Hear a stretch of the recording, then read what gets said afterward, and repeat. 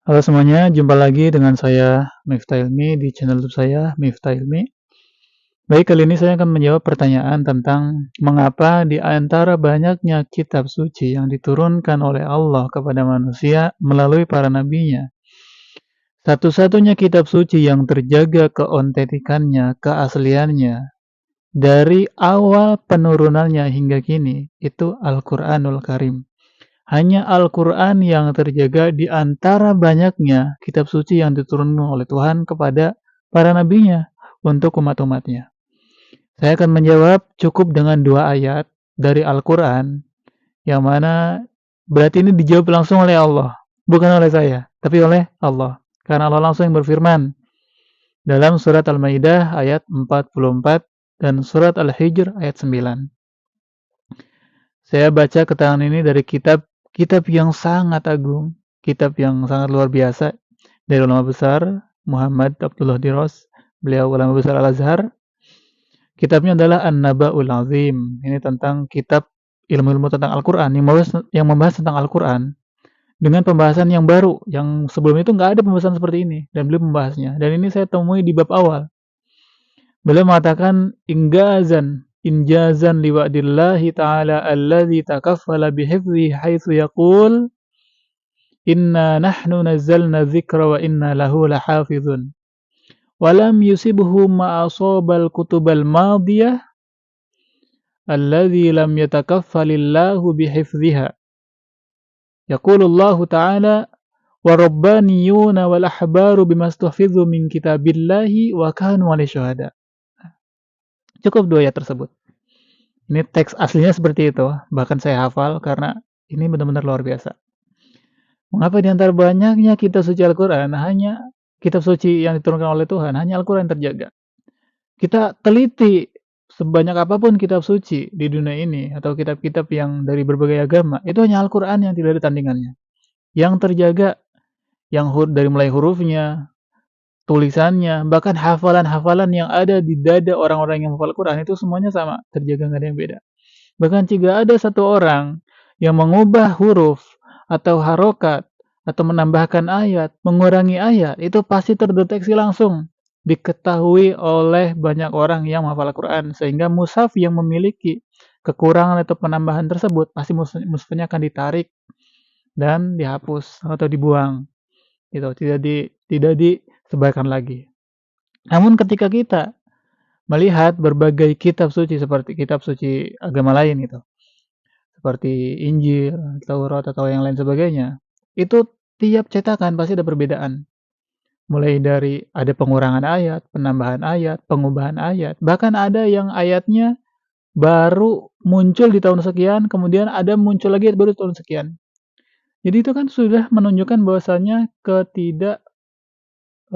originalan ya, ketidakontentikan kitab tersebut. Namun Al-Quran itu berbeda, terjaga dari mulai awal hingga akhir. Dan kitab-kitab sebelum Al-Quran itu hanya sebagai pedoman atau manhaj hidup, pedoman hidup ketika diturunkan kepada para nabi untuk umat-umatnya. Tapi berbeda dengan Al-Quran. Al-Quran itu selain dari manhaj, tujuannya adalah manhaj sebagai petunjuk pedoman hidup untuk manusia. Al-Quran juga di sisi lain memiliki nilai mukjizat. Yang mana Al-Quran menantang kepada seluruh manusia dan jin. Jika kalian tidak percaya terhadap kitab ini, jika ragu, maka datangkan ayat seperti Al-Quran. Satu ayat saja datangkan. Al-Quran ini menantang orang-orang Arab sebelumnya.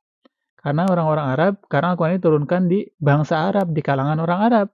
Yang mana mereka itu waktu itu terkenal dengan fasahatul lisan wal balaghah. Mereka itu terkenal dengan kefasihannya. Kemudian syairnya, dari mulai balagonya, gramatika mereka itu luar biasa dulu. Nah, gramatika yang luar biasa itu ditantang oleh Al-Quran. Kalau kalian memang bisa, gitu kan. Kalau kalian memang pandai dalam segi gramatika bahasa Arab, datangkan Al-Quran yang semisal atau satu ayat saja yang seperti Al-Quran. Hingga saat ini nggak ada satupun orang Arab, nggak ada satupun penyair Arab atau ahli bahasa di kalangan orang Arab yang bisa mendatangkan. Bahkan mereka lebih ke takjub gitu kepada Al-Quran. Nah, kita langsung bahas saja mengapa hanya Al-Quran yang terjaga.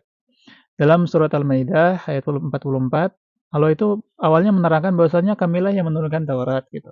Kemudian di tengah ayatnya nanti kita temui warabbaniyuna wal ahbaru mastafidhu min kitabillahi wa kanu syuhada. Kata Allah, oleh sebab itu Allah memerintahkan kepada ulama-ulama mereka, kalangan mereka orang-orang Yahudi, rahib-rahib mereka atau pendeta-pendeta mereka untuk menjaga atau memelihara kitab yang telah diturunkan, yaitu kitabillah kata di situ. Min kitabillahi wa kanu syuhada, dan mereka menjadi saksi gitu. Uniknya ketika Allah menurunkan kitab Taurat selain Al-Quran, itu Allah tidak melibatkan zatnya untuk menjaga kitab tersebut. Tapi Allah menyuruh kepada manusia saja yang menjaganya.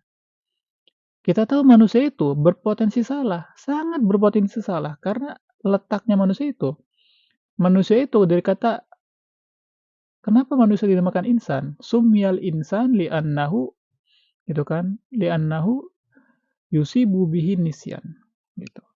Manusia itu dinamakan manusia, insan dinamakan insan karena manusia itu seringkali lupa. Makanya dinamakan insan dalam bahasa Arab gitu. Jadi setiap penamaan dalam bahasa Arab itu memiliki arti yang erat gitu. Kenapa dinamakan insan? Karena manusia itu letaknya lupa. Nah, letaknya lupa, kemudian manusia memiliki hawa, memiliki nafsu gitu.